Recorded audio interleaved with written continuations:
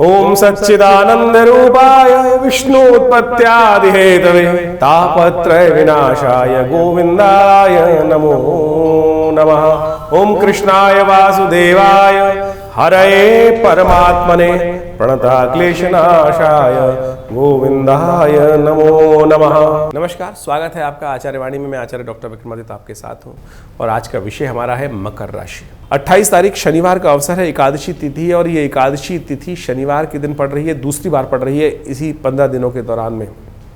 देखिए, शनि इन दिनों आपकी राशि के अनुसार से वक्र अवस्था में द्वितीय भाव में चल रहे हैं, 7.5 आप पे चल रही है।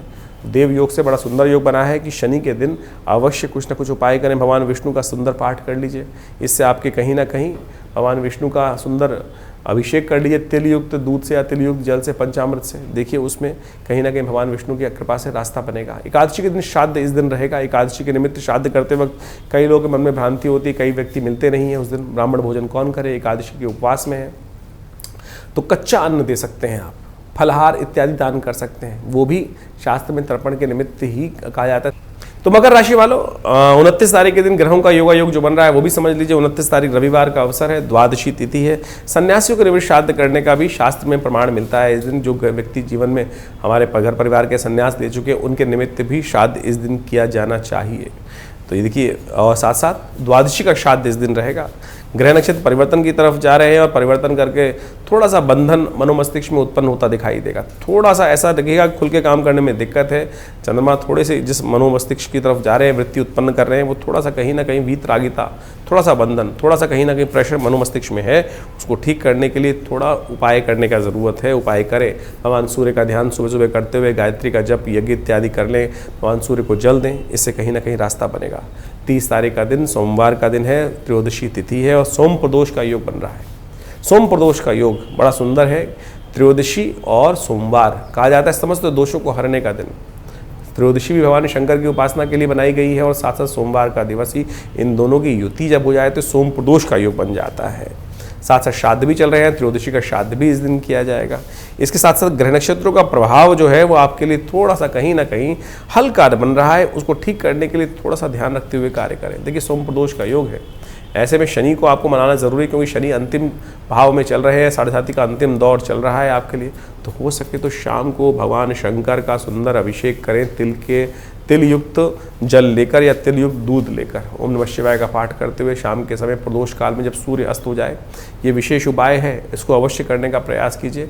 देखिए, शनि 15 नवंबर तक थोड़ी वक्री अवस्था में है और 7.5 के अंतिम भाग में आप चल रहे हैं। वैसे तो कहा जाता है कि शनि बदलते हुए 7.5 उतरते हुए बहुत कुछ देखी जाती है, तो लेकिन जाते हुए शनि महाराज जो है वो वक्री स्थिति में जो आए हैं वो कहीं ना कहीं कष्ट देने के योग बनाते दिखाई दे रहे हैं। तो उसका आपको ठीक से उपाय कर लेना चाहिए और ये दिन बहुत खास है। तो शाम के समय थोड़ा तिल युक्त दूध लेकर, तिल युक्त जल लेकर तो आप भगवान शंकर का सुंदर अभिषेक करें। इससे श्रेष्ठ उपाय हो नहीं सकता। कहा जाता है शास्त्र में कि सोम प्रदोष के दिन भगवान शंकर पार्वती जी के साथ शाम के समय संसार का भ्रमण करते हैं और जो उनकी आराधना करते मिलते हैं उनको आशीर्वाद देकर उनके समस्त कष्ट दूर करने के योग बनाते हैं। श्राद्ध चल रहे हैं, श्राद्ध अवश्य करिए। बहुत सारे लोग अनेक भ्रांतियां उत्पन्न कर देते हैं, उन भ्रांतियों को दूर करने के लिए हम ये बात समझाने का आपको प्रयास कर रहे हैं। तो जैसा भी आपने सुना, पूरा सिलसिलेवार तरीके से आपकी राशियों में किस प्रकार का योगायोग बनता दिखाई दे रहा है। इसके साथ साथ हमने आपको विशेष तौर पर बताया श्राद्ध के बारे में। श्राद्ध भारतीय संस्कृति का एक ऐसा विषय है जिसको कहा जाता है श्रद्धा का समर्पण। श्राद्ध का नाम ही श्रद्धा के समर्पण से बना है और भारतीय सनातन संस्कृति का एक ऐसा अद्भुत विभाग है कि जिसको हम समझ लेते हैं कि मृत्यु एक जीवन का अंत है। देखिए, मृत्यु एक जीवन का चक्र है, जन्म मृत्यु। इस संसार में न तो जन्म का चक्र कभी समाप्त होता है, ना मृत्यु का चक्र कभी समाप्त होता है। पुनरपि जन्मम पुनरपि मरणम शास्त्र में कहा गया है और आदि शंकराचार्य जी ने इसको प्रतिपादित भी किया है कि हम बार बार जन्म लेते हैं और बार बार मृत्यु को प्राप्त होते हैं। तो इसलिए ये जो हम सोच के आते हैं कि एक बीज को डाला, उसके बाद समाप्त हो गया बीज, उसके बाद जीवन की लीला समाप्त, उसके बाद कुछ नहीं, मृत्यु के बाद भी आगे बहुत कुछ है। पुनरपि जन्मम, ये बात सैद्धांतिक तौर पर सत्य के रूप में शास्त्र में प्रतिपादित की गई है। श्राद्ध उसका वास्तविक तौर पर प्रमाण है, ज्योतिष उसका वास्तविक तौर पर प्रमाण है कि हम पुनर्जन्म में विश्वास करने वाले लोग वास्तविक तौर पर भारतीय संस्कृति का एक वैज्ञानिक स्वरूप है ज्योतिष।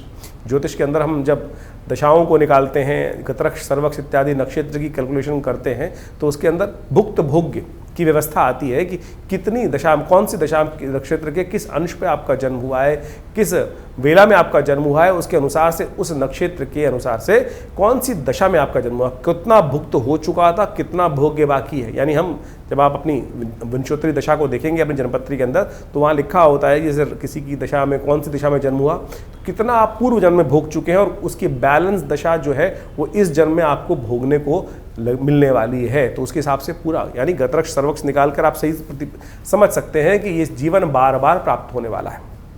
तो उसी प्रकार से और पुनर्जन्म जो है वो इतनी जल्दी होता नहीं है, हमारे यहाँ शास्त्र में कहा गया है। बहुत सारे लोग भ्रांति के रूप में इस कथाओं को सुना देते हैं कि व्यक्ति की मृत्यु हुई, जीवन समाप्त हुआ और कुछ ही दिनों में उसका पुनर्जन्म प्राप्त हो गया। लेकिन शास्त्र प्रतिपादित करता है कि हर व्यक्ति को अपने, देखो 1 वर्ष तक तो आपको प्रेत योनि में ही रहना है जीवन समाप्त होने के बाद। जब तक आपकी उन्मासिक श्राद्ध पूरे नहीं हो जाएंगे, यानी 1 वर्ष तक, 1 वर्ष के बाद ही व्यक्ति प्रेत योनि से निकलकर पितृ योनि में जाता है। तो उस 1 वर्ष के अंदर तो प्रेत योनि होनी है, तो इतनी जल्दी पुनर्जन्म होना ही नहीं है। तो इस बात को हम समझें कि श्राद्ध किनको करना है किनको नहीं करना, ये तो भेद हो ही नहीं सकता। क्या स्त्री, क्या पुरुष, क्या छोटा, क्या बड़ा, हर कोई अपने दिवंगत आत्माओं की आत्म शांति के लिए श्राद्ध कर सकता है। जब हम श्राद्ध करते हैं तो वे देवताओं का श्राद्ध करते हैं, ऋषियों का श्राद्ध करते हैं। सप्त ऋषियों का श्राद्ध के साथ साथ हम ब्रह्मा विष्णु महेश इत्यादि समस्त ऋषिगण का भी श्राद्ध करते हैं, अवतर्पण इत्यादि करते हैं ना साथ में। तो इस बात को समझे, कोई भी किसी के निमित्त श्राद्ध कर सकता है। तो श्राद्ध इत्यादि श्रद्धा का समर्पण तो कहीं भी किया जा सकता है ना। तो आज बहुत सारे लोग कहते हैं कि भाई बड़े भाई कर लेंगे, छोटे भाई नहीं करेंगे। भाई कर लेंगे, स्त्रियां बहनें नहीं कर सकती। अरे कोई भी कर सकता है। राम की जब भगवान रामायण के अंदर इस कथा को बड़ी सुंदर तरीके से कहा गया है कि भगवान राम जब गया पहुँचे और उन्होंने वो श्राद्ध कर्म करने के लिए लक्ष्मण जी को हाट भेजा, दुकान में भेजा कि सामान लेके आओ, कि व्यवस्था करो, श्राद्ध करना है। और जब वो नहीं पहुँच पाए समय से, तो भगवान राम स्वयं लक्ष्मण जी को देखने गए। तब तक श्राद्ध का मुहूर्त ना निकल जाए, भगवती ने स्वयं वो श्राद्ध कर्म पितरों के निमित्त किया। तो जब सीता जी कर सकती हैं श्राद्ध स्त्री होते हुए, तो आप ये किस बात भ्रांति में बसे हुए हैं कि नहीं केवल पुरुष ही श्राद्ध कर सकते। शास्त्र, भारतीय संस्कृति स्त्री पुरुष में कोई भेद नहीं मानता है।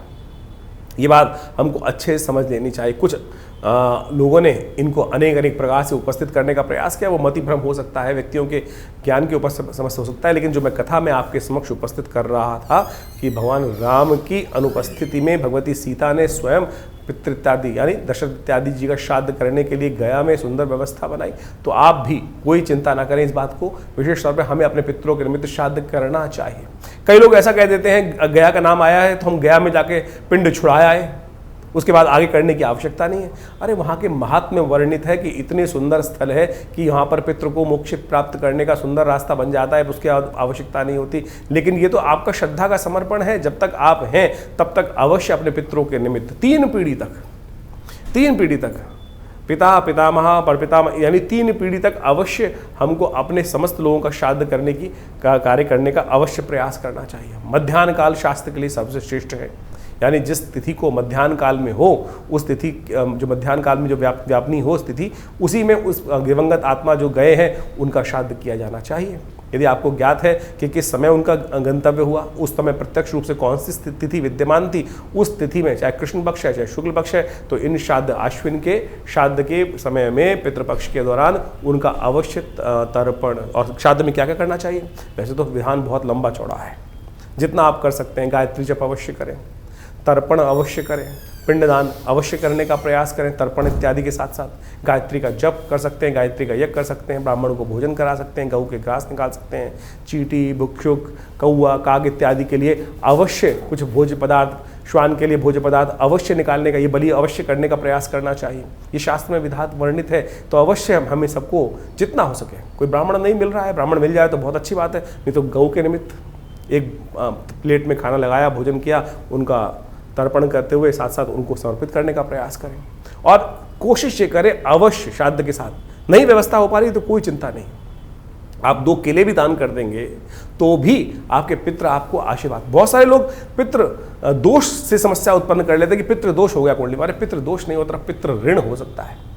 आप अपना कर्म नहीं करोगे तो पितृ ऋण के रूप में आपके जीवन में वो भार चढ़ता चला जाएगा, ब्याज दर ब्याज के रूप में आपके जीवन में वो ब्याज दर ब्याज, वो ऋण चक्रवर्ती ब्याज की तरह परेशान कर सकता है। लेकिन पितृ आपसे रुष्ट हो, ये बड़ी विचित्र बात लगती है कि पितृ रुष्ट हो गए। बहुत सारे लोग बोलते हैं पितृ रुष्ट। अरे माता पिता किसी से कभी रुष्ट हो सकते हैं क्या?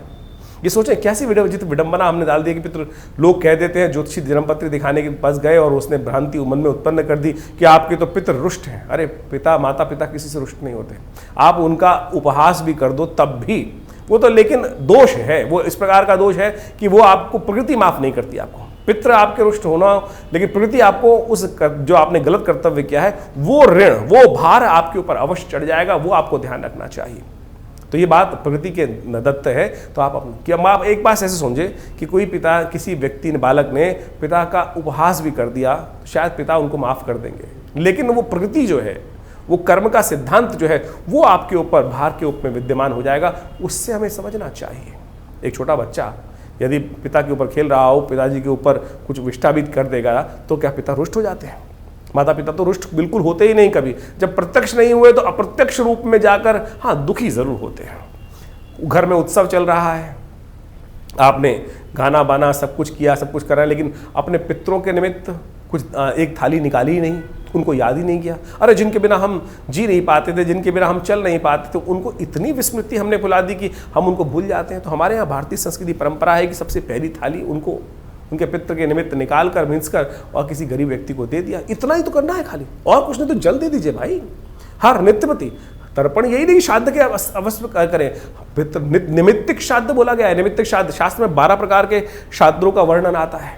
और जो पावर्ण्य श्राद्ध इस वक्त हम पर्व में कर रहे हैं, पक्ष में कर रहे हैं, पावर्ण्य श्राद्ध के अंतर्गत आता है।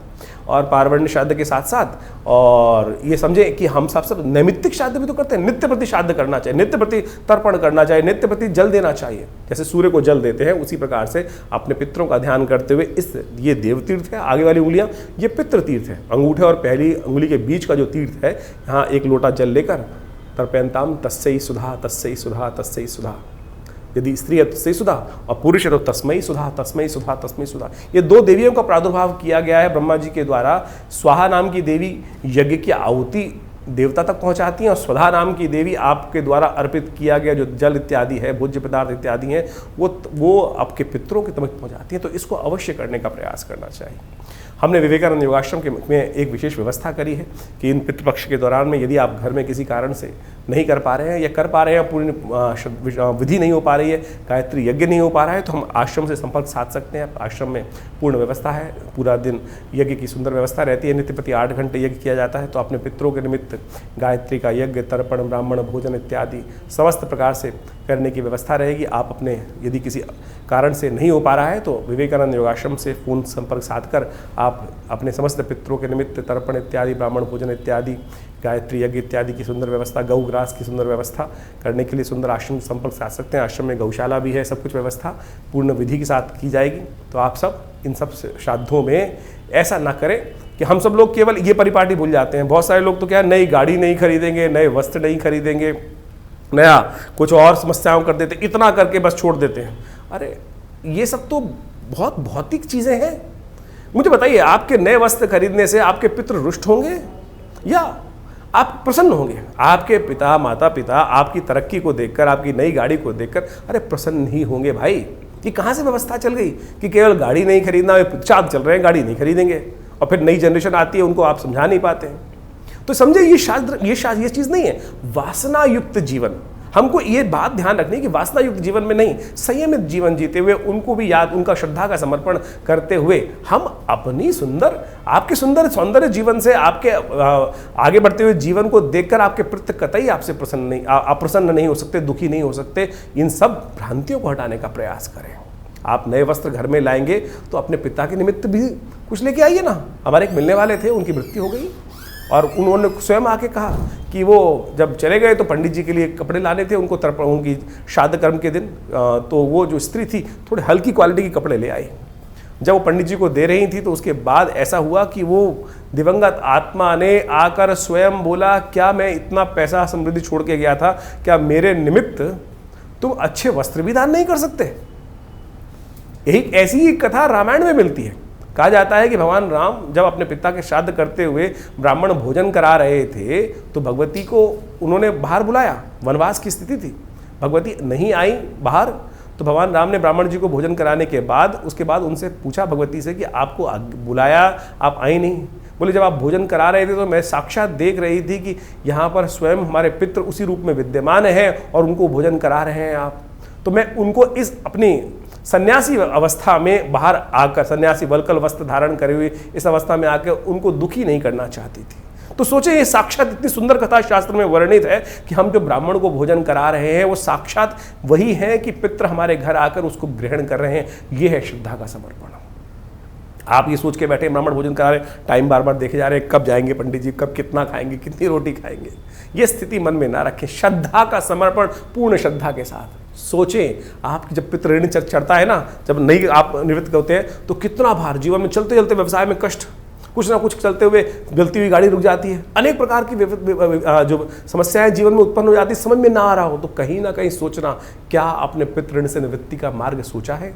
ये श्राद्ध जो है ये वर्ष में जो 16 दिन का दिन आते हैं ये इसीलिए है कि अपने पितरों को याद रखो। वैसे तो नित्य प्रति करना चाहिए, तो आप इस विज्ञान को, इस अध्याय को सही रूप से समझने का प्रयास करें। हमारा इस चैनल के माध्यम से इन सब विज्ञानों को आपके समक्ष उपस्थित करने का ही एक प्रयास है।